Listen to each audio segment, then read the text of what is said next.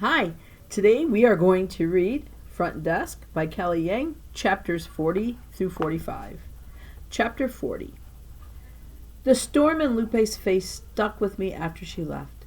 I felt sick with regret, making her feel this way.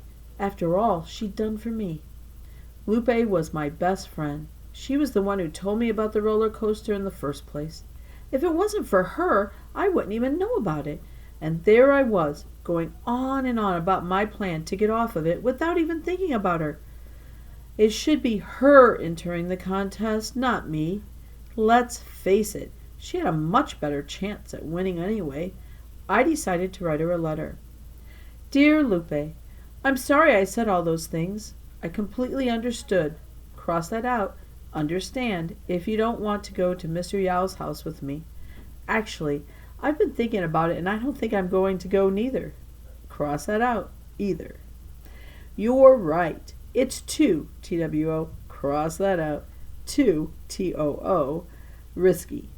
We have to be careful. I might have a plan, but for now, we still works. Cross that out. Work for him.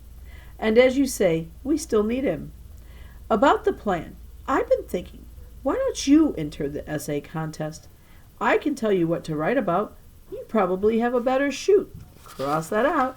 Shot at winning. At winning it, in parentheses, your grammar's a lot better than mine. Cross that out. Than mine.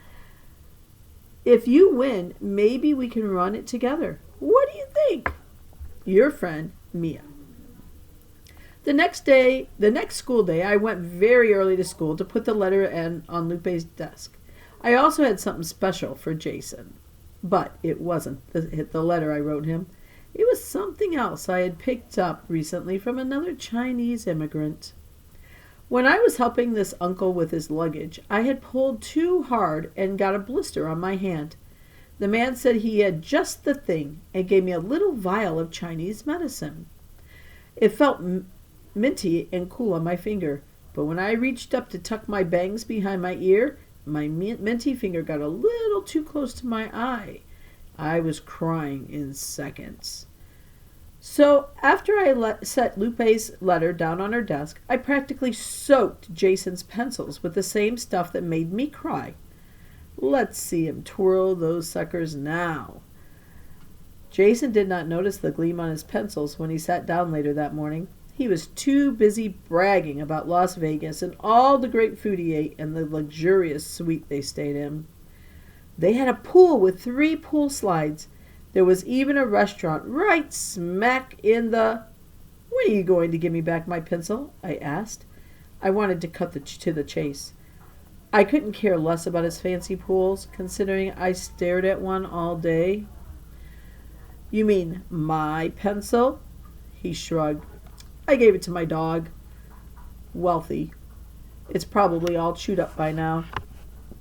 He would give it to his dog, and he would have a dog named Wealthy.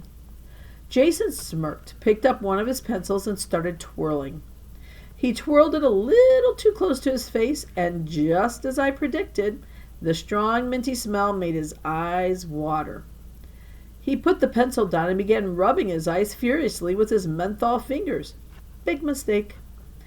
Oh my God, Jason's crying, one of my classmates exclaimed. No, I'm not, Jason insisted, blinking furiously. But it was too late. Everyone ran over and huddled next to Jason. It wasn't every day a kid in 5th grade started bawling. 4th grade maybe, but not 5th grade. We watched with wide eyes as Jason cried and cried. Sunlight flooded in through the tall glass windows, and Jason's tears glistened in the warm peach glow. I couldn't stop smiling the whole time. It was a beautiful, beautiful day. Chapter 41. The only thing that could make that day more beautiful was the chance of Lupe forgiving me. I watched as she read my letter, and a smile bloomed across her face. So you'll do it? You'll enter the essay contest? I asked her. Lupe chuckled. Oh, no. If you want to win a motel, you're going to have to win it yourself, she said. But I will help you with your grammar. I threw my arms around her. And I'm sorry about what I said about you and Jason. You guys are not the same at all, Lupe said into my hair. I skipped all the way home that day, riding the wave of hope and promise. A glorious wave so strong and powerful I thought it would never end. But then I turned onto Coast Boulevard. Everything came crashing down. My mother was lying by the side of the road. Blood, a thick gooey red, gushed down the side of her face. "Mom!" I screamed. With her shivering hand she touched her stomach, then stared at her fingertips, blinking in disbelief as she registered the color. Shaking, she told me what happened. While I was at school, some people came and tried to break into the front office. They were after the cash register. My mom heard them and rushed downstairs. The first kick to my mom's stomach landed with a thud. She had screamed in a pain and fallen to the ground. My father was in the laundry room and couldn't hear her over the roar of the washing machine, but Hank heard her scream. He came running out of his room just as the second kick landed to my mother's head. "Oh, Mom!" I hugged her and cried. Her lips were cut open and she could barely talk. "They took off running when they saw Hank," she cried, "but Hank ran after them. I'd never seen him so angry. He's still out there." Suddenly I heard my dad's voice. "Mia!" my father called. I looked over at him and he was standing by the laundry room carrying an armful of towels. When he saw my mother on the ground, the towels fell from his hands and he ran toward us. The pain that whipped across his face when he got up close and saw my mom was indescribable. He collapsed on the ground next to her, his voice shaking as he told her it was going to be okay. Carefully, I helped my mom up from the curb and brought her into the manager's quarters. We got her into bed, and where I put an ice pack on her head and a hot water bottle on her tummy. The wound had turned deep purple. Whenever I lifted the blanket to look, my mom grimaced. My dad paced the living room. "It should have been me, not you," he said. "It should have been me." "I'm fine," my mom insisted, trying to sit up straighter, only to collapse back down because it was too painful. "We have to take her to the hospital," Dad said. "No," my mom said, coughing. "We don't have insurance. Going to the hospital will kill us." My dad plunged his head into his hands, and I realized he was crying. "How did we get here?" he muttered over and over. "How did we get here?" I walked over to my room and retrieved my Ziploc bag of tips. "I have some money," I said. My parents were so busy crying and coughing, they didn't even hear me. "You guys, I have some money," I yelled. My father drove us as quickly as he could. "Hang on," he said. "We're almost there." I sat in the back, clutching my Ziploc bag full of money with one hand and holding my mother with the other.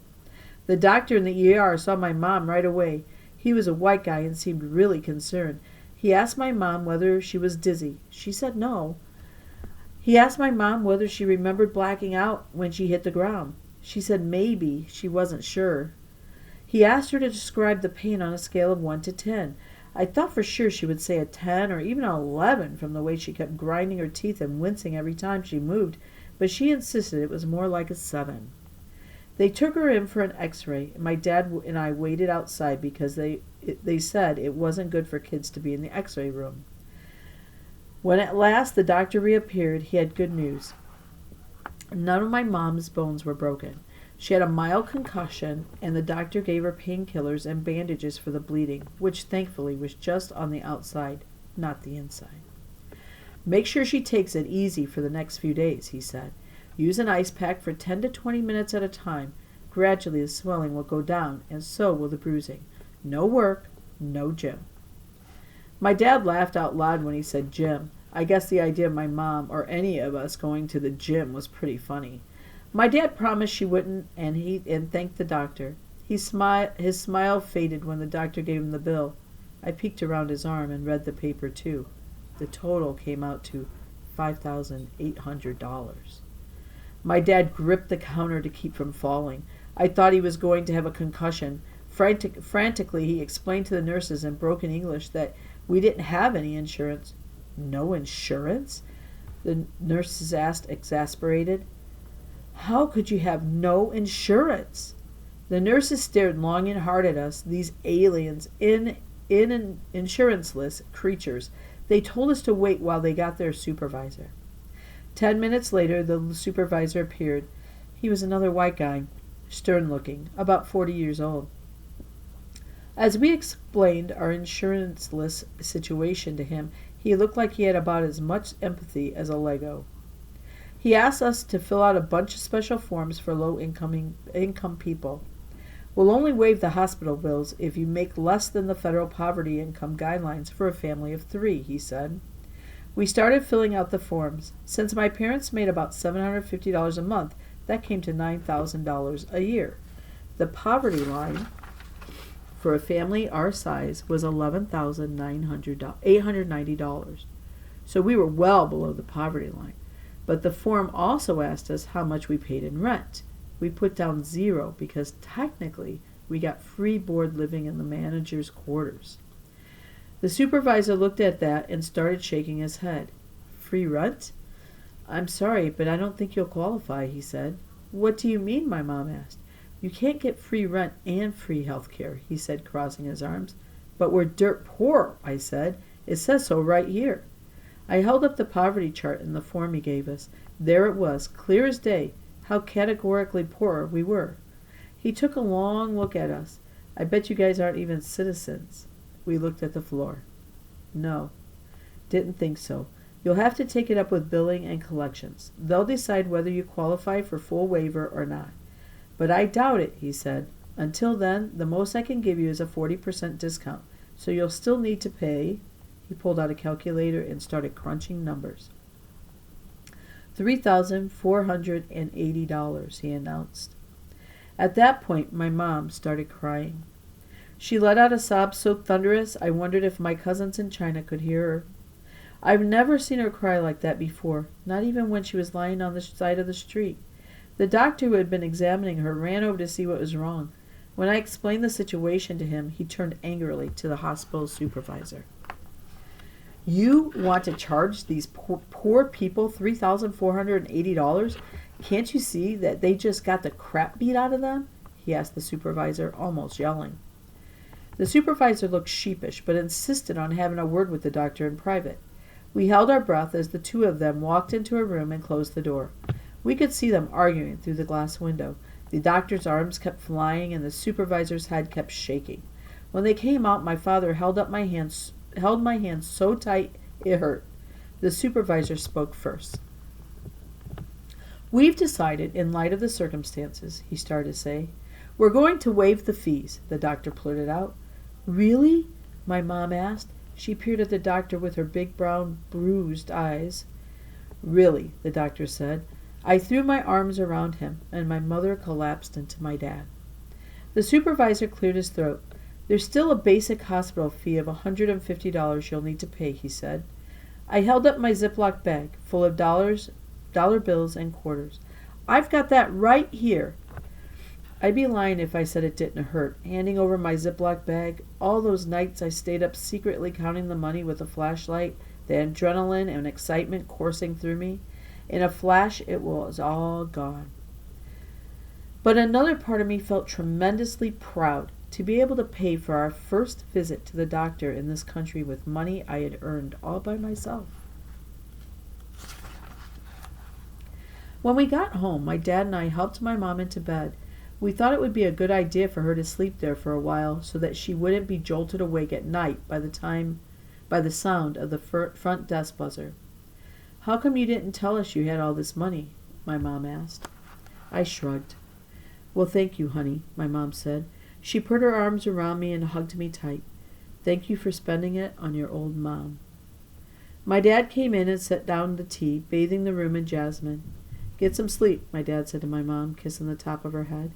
My mom reached for my dad's hand. Hey, my mom said to my dad, thanks for taking me to the hospital. My dad turned away from her. What's wrong? My mom asked. He shook his head. He had great big teardrops in his eyes. What is it? My mother asked softly. I promised when I married you that I'd take care of you, he said in a small voice, and I have failed you. I sucked in a breath and I looked over at my mom, who sat there calmly, a hand draped casually over her wound. Quit feeling so sorry for yourself, my mom said to my dad. I'll decide when you failed me, and you're not even close. In that moment, I realized how deep my parents' love for each other was. It was deeper than anything Mr. Yao or America could throw at us. My dad chuckled and kissed my mom's bruised lips. "What did I ever do to deserve you?" he asked. That night I did not go to sleep. I stayed up late waiting for Hank to come home and writing a letter to the doctor who helped my mom. "Dear doctor, thank you for helping my mom. She's sleeping now. She asked before she fell asleep if cross that out, if there was any more stinky tofu in the cupboard, so I think she's going to be okay. Cross that out, you're the first doctor we've ever seen in America. Honest, cross that out. To be honest, I was always a little scared of you. My parents said we should never see you unless we were seriously cross that out, about to die. And even then, cross that out, then we should think about it. That's because you're really expensive. I always thought that made you cross that out, kind of mean. But tonight I learned that you're not mean, not mean at all. In fact, you're very kind. Thank you for not charging my mom all that money. Thank you for showing us it's not just every man for himself in America. I hope to, in the future, cross that out, I hope to one day be able to return, cross that out, repay you. Until then, I hope you'll accept this letter and this picture of a tree that I drew for you. The tree is, cross out is, the tree represents my mom, and the leaves represent all the new hope you have given her, that people in America are kind. Sincerely, Mia Tang. All night I worked on the tree, making little V's for branches and twigs, just as Lupe had taught me. I then drew leaves, hundreds and hundreds of little leaves, not rushing this time, because the doctor did not rush with my mom. He took his time. It was 3 a.m. when I finally finished. Hank still wasn't home. From the lumpy living room sofa, I peered out the window at the dark, eerie streets. I wondered what happened to him. Did he find those people? Did they hurt him? The worry festered in me until morning, when I couldn't stand it any longer and told my dad we had to do something. Go to the police. Start searching the streets. Just as we were about to head out, Hank came limping back, wearing the same clothes as yesterday, his hair a disheveled mess. "What happened?" I asked him. Hank sighed. "You want the good news or the bad news?" he asked. Chapter 42. The good news was the punks got arrested, Hank told us. My mom put a hand over her chest and sighed with relief. "The bad news is, so did I," Hank muttered. "What?" I lunged forward. "That's terrible." Hank chased the guys who beat up my mom 5 blocks. As he was running, Hank picked up a rock and threw it at them. The rock landed on the guy's head, and they got into a huge fight. A cop parked across the street saw what happened and immediately jumped out of his car and arrested them all. Hank was charged with assault with a deadly weapon and had to spend the night in jail. My mom covered her mouth with her hands. "Oh my God, I'm so sorry," my mom said. "Where are the other guys?" I asked. "They're still in jail. But I took the plea, and at least now I'm out," he said. My mom reached over and put her hand on top of Hank's. "Oh, Hank," my mom said. Hank looked at her. "What about you? You okay?" he asked. "What'd the doctor say?" "He said I'll be fine. It's just a concussion," my mom told him. "What about the bleeding?" he asked. "It's only on the outside," my mom said, touching her bandage with her hand. Hank nodded, relieved to hear. "Good," he said. "Now, if you'll excuse me, I gotta go to my room and pack." "What for?" I asked. "I can't stay here rent-free anymore," he said. "I spent the night in jail, remember? I've broken my 30 days. "By 1 day?" I exclaimed. "Still," Hank said, "rules are rules. Mr. Yao's not going to know." Hank looked at the floor. "When I was in jail, they put 2 and 2 together. They remembered me from the car theft case, so they called up Mr. Yao and told him I was in jail. He said with a sigh, he knows." Hank lifted his eyes to meet mine. "Take care of your mom, kiddo," he said. A lump formed in my throat, seeing him standing there empty-handed with no money, no place to live, and nowhere to go. "You can't leave," I said. I looked at my parents. "Mia's right," my dad said. "We have to do something." Chapter 43. Hank was shocked by our offer. Hide me? Are you sure? Yes, my parents said. We do it all the time for immigrants from China. We just have to be careful. What if we get caught? Hank asked. We won't tell if you don't tell, my mom said. We helped Hank clean out his stuff and moved him into another room. There was no way he could keep staying in room 12. Mr. Yao might go and check in there. He had to switch rooms, but not with so much stuff. Hank had a lot of junk and that he had accumulated over the years, so whatever he decided wasn't essential, we chucked. We moved his tomato plant to the pool. The rest we moved into my closet. When he was able to get his bare essentials down to one small bag, my dad handed him the key to room 5.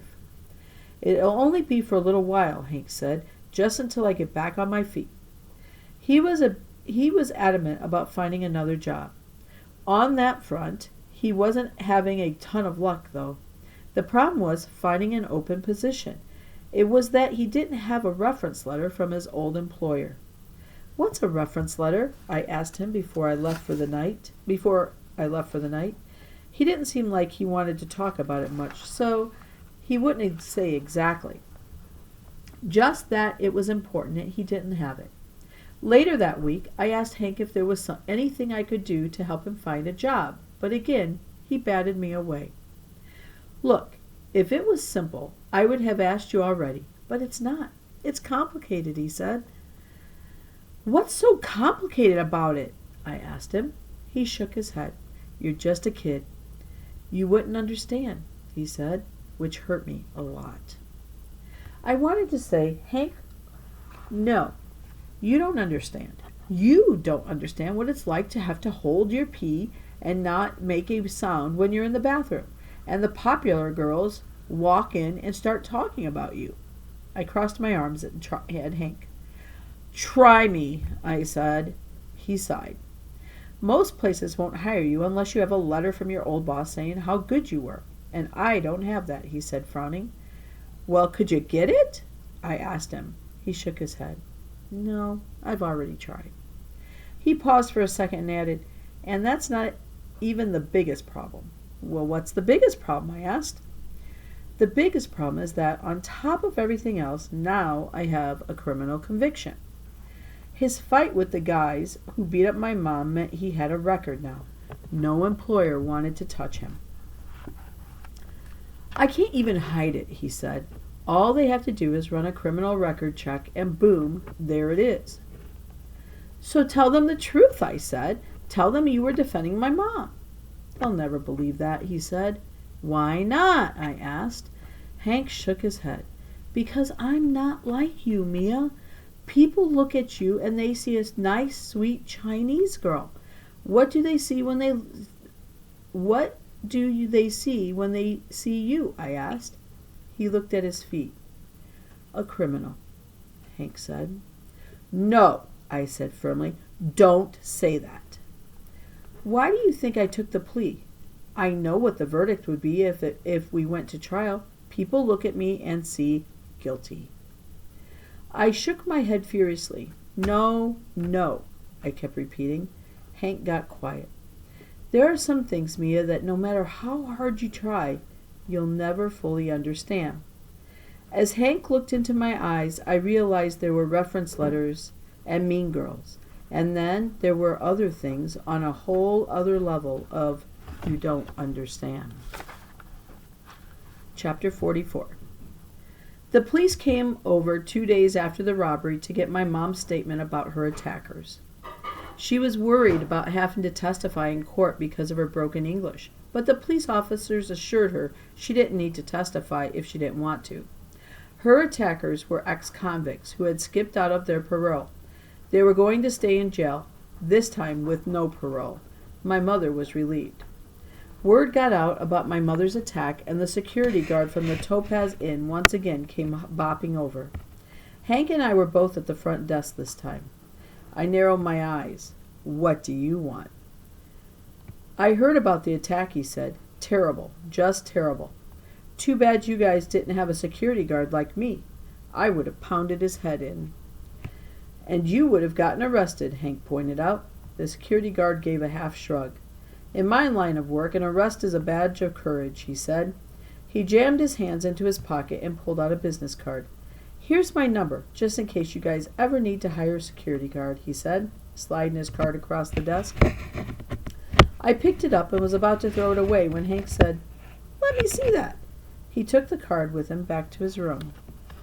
The next morning, Hank came back to the front office with 4 letters. He handed them to me. "Mail these for me, will you?" he asked. "Sure thing," I said, taking the letters from him. The envelopes were addressed to various malls in our area. Anaheim Plaza, where my mom and I like to go, the Garden Walk, the festival over in Anaheim Hills, which was supposed to be really nice, and Canyon Plaza. One of the envelopes was not sealed tight, and as I flipped it over, the letter fell out. The word security guard caught my eye, so I started to read. Dear Anaheim Plaza, my name is Hank Caleb, and I would like to apply for a job as a security guard in your mall. I am hard-working and honest. I am responsible and take my job very seriously. My last job was working at a gas station. I had to do many things like tend to the cash register, keep an eye on the customers, a lot of people try to steal from gas stations, wash windshields, and check fluid levels and air pressure. During my entire time working at the gas station, I was never late once. I take great pride in my work, and I would like the opportunity to be a security guard because I like helping people and keeping them safe. If you hire me, I will not let you down. I would be honored to come in for an interview. Sincerely, Hank Caleb. I thought it was a wonderful letter, and as I read it, I wanted to run out the back, find Hank, and give him a big hug. I hoped they gave him an interview and just didn't write back asking for a reference letter. I started thinking some more about this pesky reference letter. If only there was a way I could help him get one. Then, that's when it dawned on me. I got out a piece of paper and started writing. Dear Boss, cross that out, employer. I would like to recommend Hank Caleb to you as a security guard. Hank Caleb has been a security guard at the Calvista Motel from June until now, and he is the best, cross that out, most responsible, good, cross that out, capable, and brave, cross brave out, courageous security guard we has, cross out has, have ever had. Recently at the Calvista, we had an awful, cross that out, an unfortunate thing, cross out thing, incident in which some crazy, cross out crazy, dangerous people tried to steal money from the cash register. One of our managers tried to stop them and was beaten up and had to go to the hospital. Hank, right away, cross out right away, immediately ran after the crazy people, cross it out, the attackers. He chased them 4 blocks. He managed to catch them and he got into a fight with them. Unfortunately, some cops saw Hank getting into a fight with them and he ended up in jail, cross out in jail, arrested. But the point is, Hank did a lot, cross that out, went out of his way to protect his managers when most security guards would have chickened out. Cross out chickened out, put stayed back. You will not find a better security guard than Hank. Please find the receipt of the hospital bill stapled as proof, cross out proof, as evidence. If you have any questions, please call the Calvista at 555-281-0482. Sincerely, the managers of the Calvista Motel. It took me 2.5 hours and 5 drafts to write the reference letter. I didn't want the letter to sound like it came from a kid, so I borrowed Mrs. T's dictionary, thesaurus, again, and tried to make it as good as Hank's. I substituted simple words for fancier words and checked all the tenses and grammar. Finally, after proofreading it 10 times, I copied the letter onto 4 clean white sheets of paper. I also rewrote Hank's letter in a different handwriting and changed all the stuff he wrote about working at a gas station to working at the Calvista. As I was forging Hank's signature, I felt a teeny tiny bit bad. Was what I was doing wrong? What if I got caught? Would Hank be mad at me? Part of me wanted to go over and tell Hank what I was doing, ask him if it was okay, but the other part of me worried he would say no, especially given his strict views on reference letters. As I fretted over what to do, I glanced over at my math textbook and thought of my mom. She told me once when she was a little girl she would eavesdrop on her brother's math lessons with his tutor. Her family only had enough money for one math tutor to come by the house, and her parents did not think it was useful to educate a girl. But my mother, because she loved math so much, refused to give up. She would listen in on her brother's lessons every week. If the tutor assigned homework, she would secretly do the homework. And here's the funny part. She would then sneak over to her brother's desk at night and change all her brother's answers to match her own, so that when the tutor came, he'd go over with him what she did wrong. In time, my mother got really good at math, and that's probably why she was constantly hounding me to do more math. But that wasn't the point. The point was sometimes you have to take matters into your own hands, and you have to be creative to get what you want. I stuffed the letters into new envelopes. As I licked them shut, I whispered under my breath, "Please let this work." Chapter 45. As the autumn leaves turned and Hank waited to hear back from the malls, we got a surprise visitor, a kid. You'd think that since we were so close to Disneyland, we got a lot of kids, but we didn't. People with children preferred to stay at the actual Disneyland hotel or the nicer hotels over in Anaheim Hills. We did get the occasional teenager traveling with his parents, grumbling about not getting his own room. We also got the occasional toddler pitter-pattering around the parking lot, happily sucking on her thumb. But sadly, not many kids my age. So it was pretty cool when I looked up one day and saw a girl standing in front of the front desk with her mom. She had a mane of bright red hair with freckles across her nose. "Hi, I'm Mia," I said eagerly. Unfortunately, the girl did not return my enthusiasm. She chewed her gum loudly and looked at me like I was a bonus question on a math test. I handed her mom a registration form. "So are you guys on vacation?" I asked while her mom filled out the form. No response. "We're only 2 miles from Disneyland," I said. "Just keep going on coast and you'll hit the freeway." "We know where Disneyland is," the girl snapped. She turned to her mom. "Are you done yet?" she asked. She stuck her hands into her pockets of her skinny jeans. She was wearing Calvin Klein jeans, the kind I would kill for. Her mother tossed me back the form. As the two of them took their key and turned toward the door, I called after them, "If you need anything—" "We won't," the girl shouted, slamming the door behind her. Talk about rude. I called Lupe up on the phone later to complain. "You won't believe this girl," I said. "So rude." "Did she fall off the mean tree and hit every branch on the way down?" Lupe asked. I giggled. "You and your trees." I pictured Lupe sitting in her room, her walls lined with drawings of trees. "You know, I've still never been in your house," I pointed out to her. "Ah, it's not much to look at," she said. That wasn't the point. "Are you going to have me over?" "Yeah." "When?" "Soon." I woke up the next morning to the most unexpected surprise. My mother ran into my room holding a pair of jeans. "Guess what?" "The girl and her mom left, and they left behind these," my mom squealed. She tossed me the jeans. "They might just fit you. What do you say? You want to try these on after we wash them?" I jumped out of bed, and the two of us raced to the laundry room. My mother threw the jeans in for a spin. I sat with my nose pressed up against the washer. This was it. No more ugly floral pants. No more standing out like a sore thumb. I was getting my very first pair of American jeans. They were warm, and when they came out of the dryer. I held the jeans up to my face, closed my eyes, and smelled. They smelled like hope.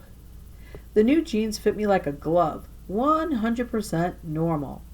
Hugging my legs, I put on a nice shirt and practically skipped to school. Jason arched an eyebrow when I walked past. So did the popular girls in my class. I tried to play it cool, of course. I tried to walk normally, one foot in front of the other, but inside me, fireworks were going off. And that's the end of chapters 40 to 45.